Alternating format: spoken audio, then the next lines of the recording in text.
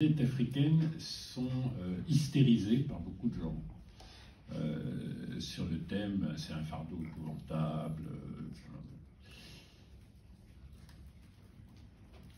Elles sont un tout petit peu composites des dettes publiques vis-à-vis de l'extérieur. Grosso modo, vous avez trois tiers. Vous avez de la dette vis-à-vis des institutions multilatérales à taux concessionnel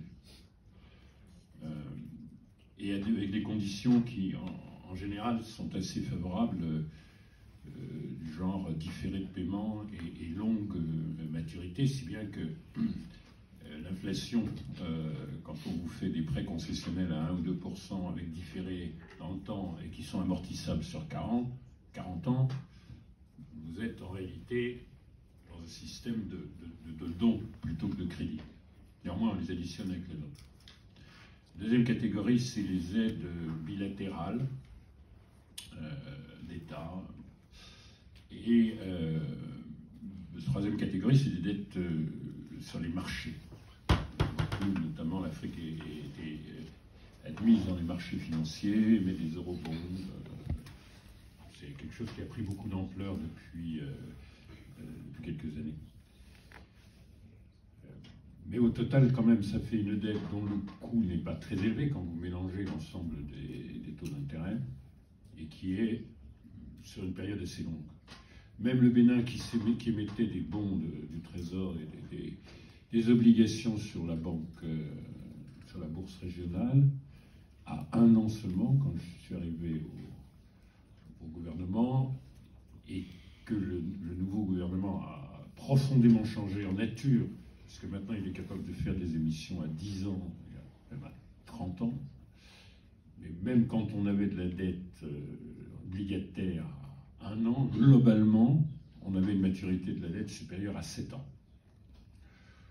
Donc, il ne faut pas non plus hystériser ce problème de la dette. Il y a une partie de la dette qui n'est pas extrêmement coûteuse, il y en a une qui est plus coûteuse, mais la moyenne est convenable. Ce qui étonne un peu les gens, c'est que l'Afrique est endettée à peu près aux 2 tiers du PIB. Et effectivement, les grands pays développés sont nombreux à être au-dessus de 100%.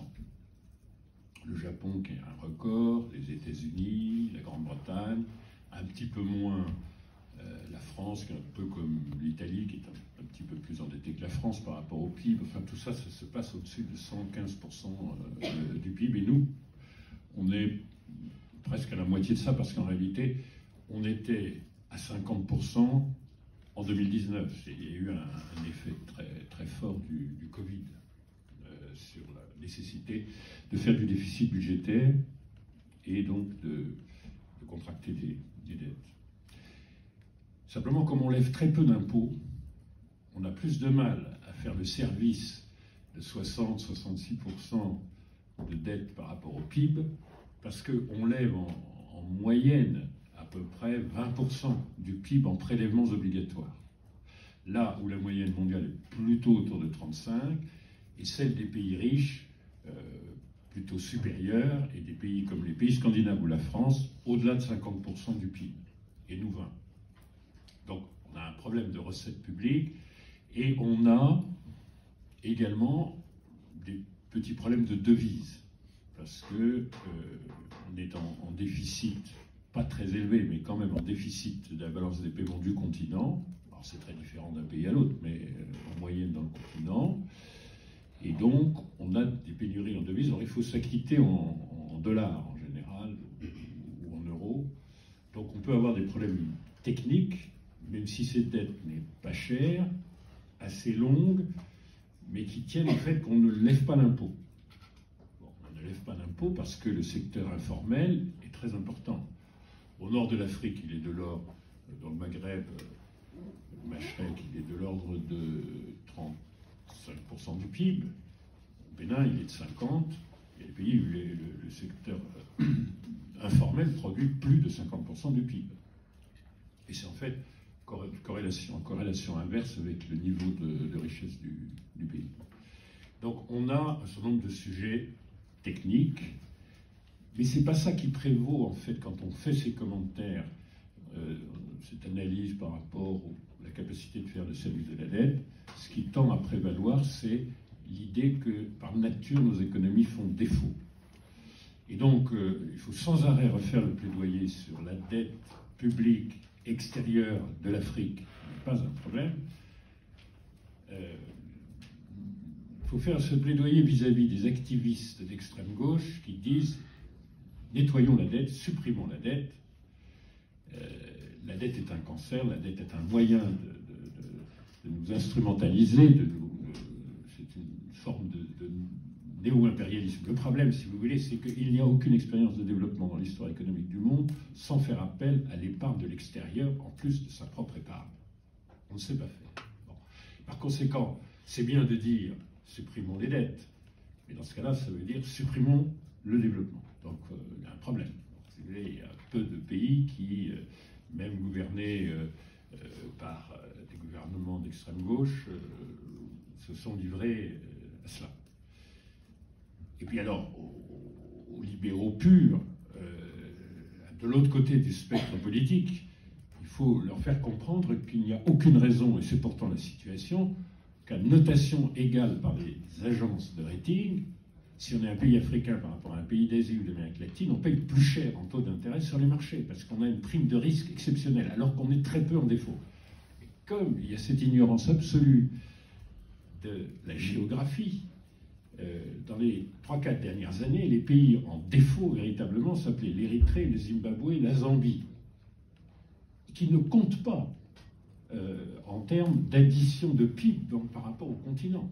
Néanmoins, les 95% de gens qui font l'économie de l'Afrique étaient, au fond, oblitérés et soumis à des primes de risque à raison du fait que l'Érythrée était en défaut, si vous voulez. Et alors là, on est dans une période difficile parce que l'inflation, le choc du dollar, etc., crée plus de défauts sur certaines dettes dans les pays qui ont des monnaies instables. Alors à l'extrême gauche, il faut aller expliquer que le franc CFA est sûrement une monstruosité, le dirham marocain aussi, le rand sud-africain et le franc djiboutien, qui sont les monnaies les plus stables du continent, mais enfin, quand on a 40% de dévalorisation de la monnaie nationale par an, ça pose quand même quelques difficultés. Bon, mais c'est un autre débat, mais en attendant, le Ghana fait défaut. L'Égypte est au bord du défaut. Alors c'est plus gênant, parce que les gens vous disent, bon, ok, vous nous avez fait le coup l'an dernier de l'Érythrée, qui est quand même pas très importante et qui ne mérite pas qu'on donne des primes de risque à la Côte d'Ivoire, au Kenya et à l'Afrique du Sud. Et maintenant, c'est le Ghana, ça va bientôt être tout le monde. Donc vous voyez, on est en permanence dans cette perception du risque qui est excessive, de même qu'il y a des rapports de la CNUSED qui montrent que la profitabilité des entreprises privées en Afrique est légèrement supérieure à la profitabilité moyenne mondiale. Mais la perception est l'inverse, que les entreprises sont extrêmement fragiles. Donc vous voyez, le problème de la dette, c'est que ça demande quand même pas mal d'explications, mais il faut la recommencer en permanence. Donc c'est vrai qu'on a eu des taux d'intérêt qui baissaient. Le Bénin, sur les 5 dernières années, a perdu 100 points de base à chaque fois qu'il émettait. C'était perçu comme de plus en plus sûr. Il a été 2 fois rehaussé en notation. Bon. Et après, il faut tout recommencer parce qu'aujourd'hui, les marchés sont presque fermés aux pays africains. D'abord parce qu'il y a l'aversion au risque général dans le monde. Et ensuite parce qu'on vous dit, oui, mais regardez l'Égypte, regardez la Tunisie, regardez le Ghana. Donc vous nous avez fait le coup de les gens en défaut représentent 5% du PIB, mais même maintenant vous devez mettre la 3e économie d'Afrique et puis vous voyez, des économies plus fortes et sur lesquelles on avait une image positive de très forte croissance, comme le Ghana, comme l'Égypte. La Tunisie n'a pas une très forte croissance, mais l'Égypte et notamment le Ghana avaient une croissance très forte. Il faut tout recommencer en plaidoyer, si vous voulez. Bon, voilà. Mais le plus important n'est pas là. Le plus important, c'est que, quelle que soit notre dette publique, soit de 50% en 2019 ou 60 et quelques en 2023, la raison pour laquelle les États sont obligés de s'endetter. Et d'ailleurs, dans le calcul de l'endettement, on prend aussi les garanties de l'État. Les garanties, c'est hors bilan si vous voulez. Néanmoins, on les additionne aux véritables dettes exigibles. Bon. Et bien, quand on regarde uniquement la dette extérieure, on se trompe.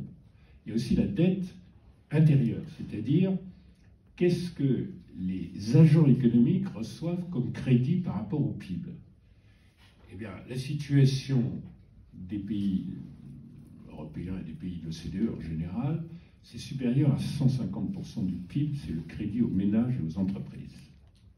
Fonds de roulement, investissement pour les ménages, logement, consommation. Si on exclut les pays du Maghreb et l'Afrique du Sud, on n'a pratiquement pas de crédit au logement. Les entreprises, même formelles, ne reçoivent que très très peu du système bancaire en termes de fonds de roulement et pratiquement rien en termes d'investissement. C'est bien que nous sommes le continent le plus autofinancé du monde. Et le total des crédits à l'économie représente à moins de la moitié du PIB. Un facteur 1 à 3 par rapport aux économies avancées. Dans notre région de l'UEMOA, on est à peu près à 38-40% du PIB. Donc, il n'y a pas les crédits à l'économie, secteur d'entreprise, privé ou public, qui permettraient à l'État de donner moins de sa garantie ou de faire moins d'investissement public pour laisser faire plus d'investissement privé. L'investissement privé, ils sont autofinancés. Le secteur informel faisant pas mal d'investissements lui-même. Mais les grandes entreprises du secteur formel, il n'y a vraiment que les très grandes qui arrivent à être bancarisées. Donc il faut regarder le tout. Et si vous additionnez la dette vis-à-vis de l'extérieur à la dette des crédits accordés aux agents privés dans l'économie, vous êtes globalement pas très loin de 100% du PIB. Là où est le reste du monde est globalement pas très loin de 250. Donc, personne ne fait cette comparaison entre le crédit à l'économie et la dette publique qu'on est bien obligé de souscrire. Parce que sinon, il n'y aurait pas d'infrastructure, il n'y aurait pas d'investissement industriel. C'est quelque chose que les gens ne font jamais, si vous voulez, comme analyse, mais c'est ça notre situation. Et